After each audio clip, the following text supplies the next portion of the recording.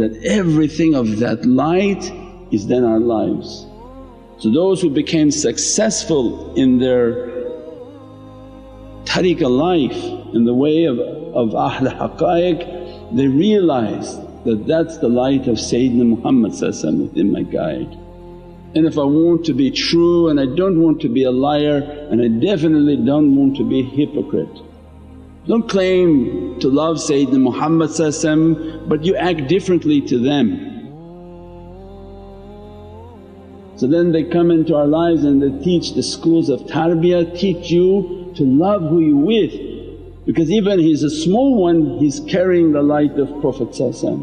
If he's a great one he's carrying the light of Sayyidina Muhammad. Either way you're going to be tested by the light of Prophet. How you respond when that teaching comes, you're responding to the light of Sayyidina Muhammad. How you keep your tashrif and your respect, that's why you know it's a finishing school. Why they're so formal? Why do you keep all these manners? Why do you have all these rules? Have to be tests so that there can be grades. With grades there can be darajats. If there's no testing, there's no grades, there's no maqams, there's no darajats. That's why you have school, otherwise why don't we just make everybody a doctor? Then you have bad doctors and good doctors. It doesn't work that way for dunya. Imagine then for Allah I want to give you a very big darajat. Do you really love Sayyidina Muhammad? There are those who are very sincere say, yes. And if you love and your love is sincere, you would have seen the Nur Muhammad in that guide, and in everything that guide does is filled from the light of Prophet. Whatever you're eating is from that light of knowledges, of realities, that rizq and that coming upon your soul that ayah is describing, Allah's describing. It's through the fiikum, through that one who is appearing to you from the heart of Prophet. Means like a telescope, they are being sent out from the heart of Prophet to be amongst people. That what? By that light of Sayyidina Muhammad you're understanding Holy Qur'an because of their light. Each one is reflecting a Muhammadan light onto creation. 124,000 of these reflection towers upon earth. For us to understand, and it's of no disrespect, it's like a cellular tower. So you have big towers and small towers. Small towers so that you lose no connectivity from wherever you're going. But there are towers that run an entire continent. There are towers that run just a city or a village. Means out of these 124,000 they are covering the earth. And now they're smartphones, you have all the nice buttons, all the nice gadgets, everything in the zikr is preparing the soul, preparing the characteristic for this signal to be sent. Nobody receiving direct signal from Allah other than shaitan's imagination. That's all shaitan wanted.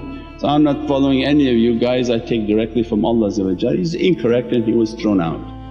Ati Allah wa ati Rasul.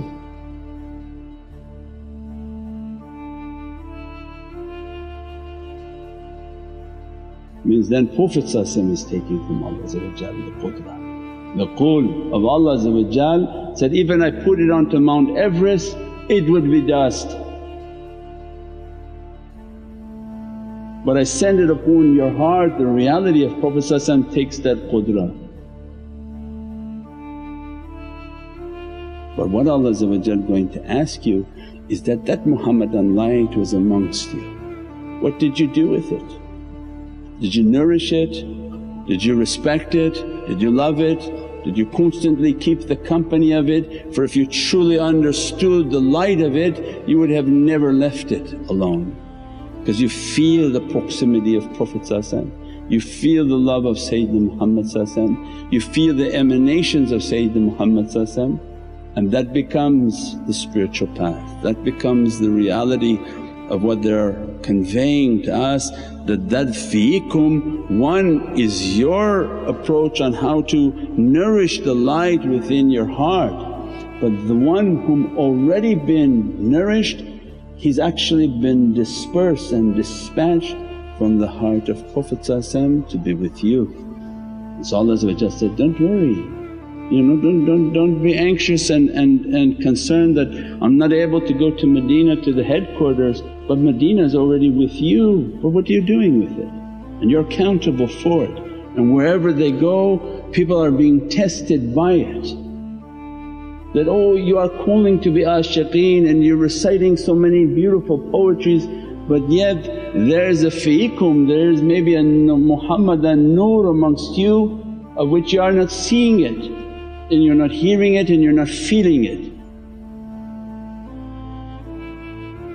You have eyes to see but yet you don't see, and you have ears to hear but you're not hearing. So then what's the benefit of all your practices?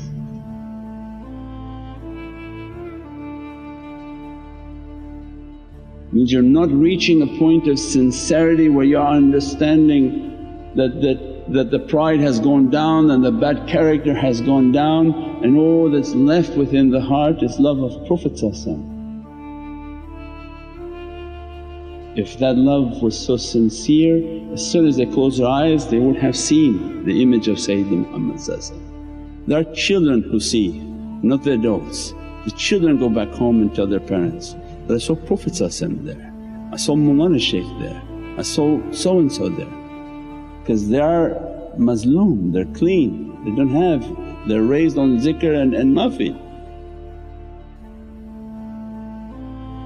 But the parents don't, because the ego is blocking everything, hasad blocks everything. Means then for us is a reminder that fiikum is that light is amongst us. We're searching a life to find one of those lights and dedicate our life to that light, to the love of Prophet. Whatever you do to that light it reaches. That's why we were teaching about one atom. If you are good to one atom of Prophet it immediately notifies Sayyidina Muhammad.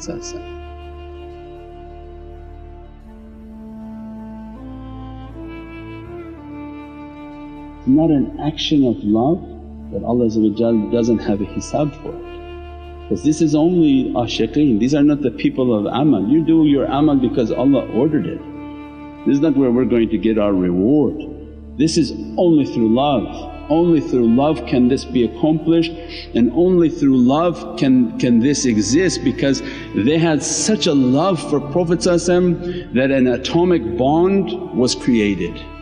So go back to your physics books, that only through love a bond was created. They released a negative charge and two elements came together. Only through love of Prophet you release the bad characteristic, Allah will take from your atomic reality and attach it to Prophet. If that one atom is attached to Prophet and Prophet begins to make a nazar upon that, begin to make salawat upon that, your light in a matter of a second will reach the stations in which is unimaginable and unachievable and has nothing to do with amal. But was the gift in which Allah gave to Prophet. So means He gives us that light, gives us that way, gives us that responsibility that light is amongst you. That what are you going to do with that light? How are you going to respect that light? How are you going to nourish that light? How are you going to develop yourself amongst that light?